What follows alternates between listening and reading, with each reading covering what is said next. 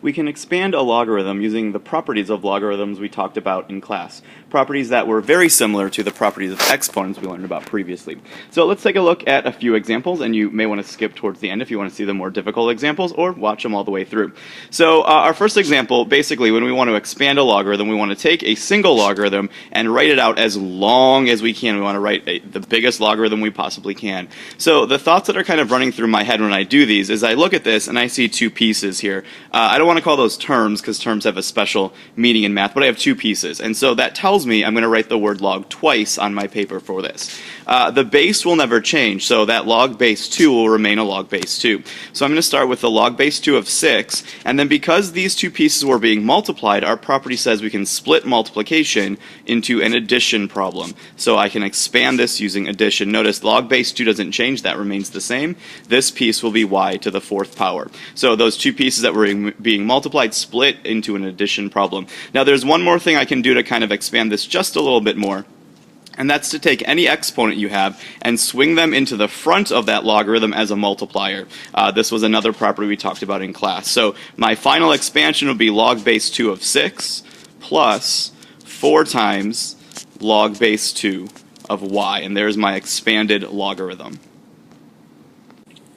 If we move along to the right, we can see a problem that involves division this time. Once again, I see two pieces, so I know I'm going to write the word log twice for my expanded answer. So once again, the log base won't change, so log base 5 will stay the same. I'm going to start with log base 5 of a. Our division problem can always split into a subtraction problem using our log properties. So I'm going to subtract log base 5 of b to the 4th. And once again, just like our previous example, any exponents that we're left with, we can take and swing into the front of that logarithm and use that as and make that a multiplier. So I'm just going to be lazy this time and write it like that. So log base 5 of a minus 4 log base 5 of b.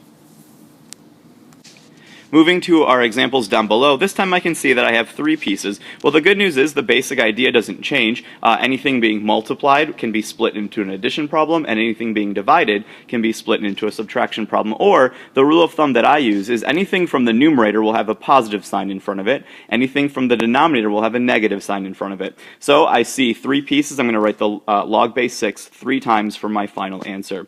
So log base 6 of 5. Because the 5 and the x are being multiplied together, I'm going to split that into an addition problem. Or, like I said, my rule of thumb is anything in the numerator will be positive. So log base 5 of x to the 3rd. Hopefully you already know what to do with that 3 exponent. And then finally, this y is being divided, or it's in the bottom of the fraction, so that piece will be subtracted. So minus log base 6 of y. The only thing I'll do to expand this just a little bit further is take that exponent in front, or take that exponent and swing it into the front as a multiplier. So again, I'm just going to be kind of lazy and write it like that. So that middle term is just positive 3 times the log base 5 of x. And moving right along, be very careful of this next example. Once again, we have three pieces. Let me show you the mistake that I see a lot with this problem. Most people get it started out just fine. They realize it's log base 8 of x. Following the examples we just did, that 3 is being divided, so people realize that's going to be a subtraction. So minus log base 8 of 3.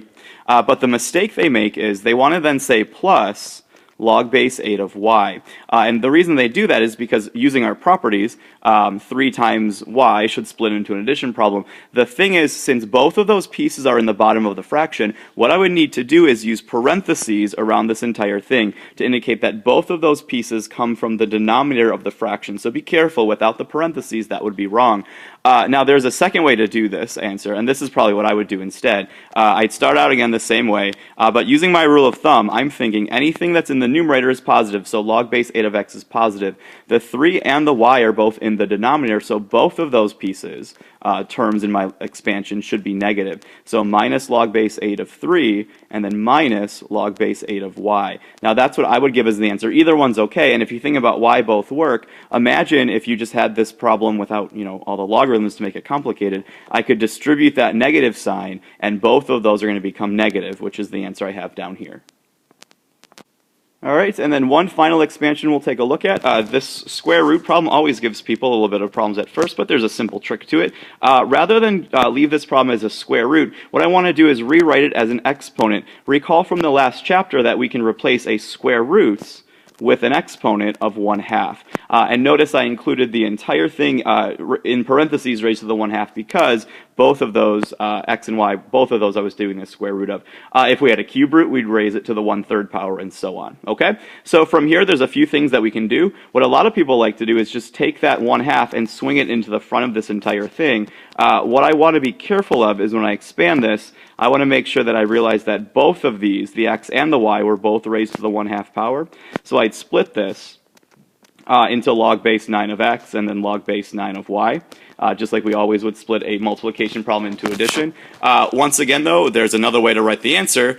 Some people, rather than do this, they want to distribute their exponent right away. So they may say, as their original problem, log base 9 of x to the 1/2 and then y to the 1/2. And then from there expand it. And so they'd have, log base 9 of x to the 1/2 power. And then plus log base 9 of y to the 1/2 power. This way definitely seems a little bit longer. And then they can take both of those exponents and swing them into the front of the problem. Think about what we had done originally, though. If I had just distributed that exponent, I would have ended up with the same thing. So again, two ways that you could write these answers for your expansion.